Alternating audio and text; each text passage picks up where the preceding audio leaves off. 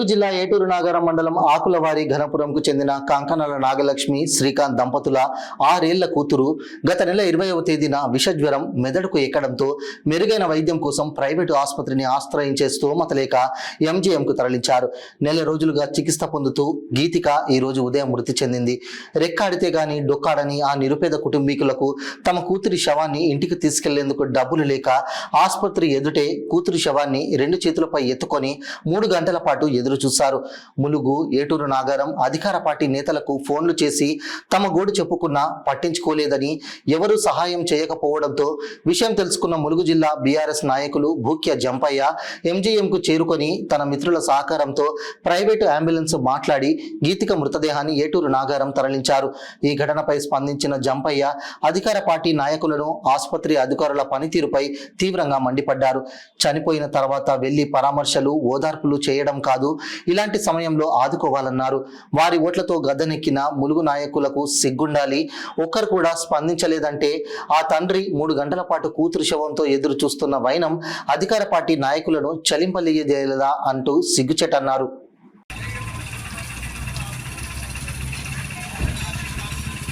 Private ambulance ని మేము మాట్లాడి ఇలా పంపిస్తున్నాం.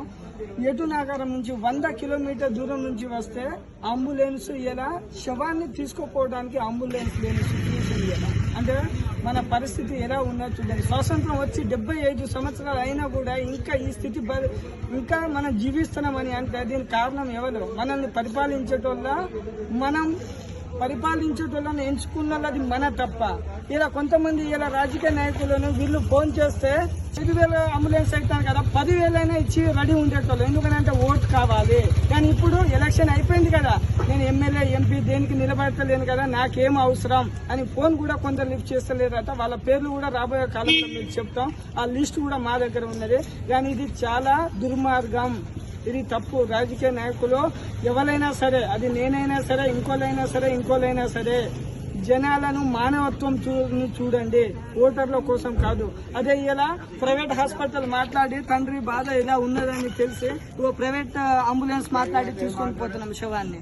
ఆ డబ్బులు లేదు. అదే ఇక్కడ డాక్టర్లతో మాట్లాడితే సార్ నైట్ 8ంటికి వస్తాయి, 9ంటికి వస్తుంది అని అంటారు. పాప చనిపోయి ఇప్పటికి 3-4 గంటలు అవుతుంది. సాయంత్రం 8 గంటల వరకు తండ్రి ఇలాగనే ఉంటాడు ఆ పాపని పట్టుకొని. సిగ్గు ఉండాలి కొంచెమైనా. ప్రభుత్వానికి కావచ్చు, ఓట్లేసే జనాలకైనా కావచ్చు. ఏ సొంతలను ఎన్నుకుంటున్నామో మనం, ఏ సొంతలను ఎన్నుకున్నామో, ఇలా ప్రతిపక్షం కావచ్చు, మిత్రపక్షం కావచ్చు. ఇలా ములుగు నుంచి కూడా కొంత నాయకులు చెప్పిందట, నాకు వాట్సాప్ చేయి, చూస్తా, నేను అంబులెన్స్ పంపిస్తా, లేకపోతే ఇది చేస్తా. ఏది 3.5 గంటల నుంచి ఇబ్బంది పడతాను. ఒక్కసారి దయచేసి ఆలోచించండి. నేను ఎవరిని కూడా తప్పు పడతలేను, ఎవరిని కూడా వేరే ఉద్దేశంగా చెప్తలేను. స్వాతంత్రం వచ్చి 75 సంవత్సరాలు అవుతుంది. సిగ్గు చెట్టిది. 75 సంవత్సరాలు ఒక శవాన్ని ఇంటికాడ తీసుకుపోయే సిచ్యువేషన్ లో ఇంకా మనం ఉన్నామని అంటే సిగ్గుపడాలి. దీనికి ఇప్పుడైనా మారండి. ఇలా ప్రతి నాయకుడు చనిపోయిందంటే ఒక దండ వేస్తాడో, ఫోటో పోజ్ ఇచ్చేస్తాడో, పరామర్శించిన ఫలాని నాయకుడు. సిగ్గుండాలి. నీ పర్మిషన్ ఏమని కావాలి, ఎటువంటి ఆపదలు ఆచుకోవాలి. కానీ ఇంకోసారి చనిపోయిన దగ్గర వచ్చి ఫోటో దిగి పరామర్శించిందని పెడితే చెప్పుతోని కొట్టండి వాడిని. ఏ నాయకుడైనా సరే చెప్పుతోని కొట్టండి.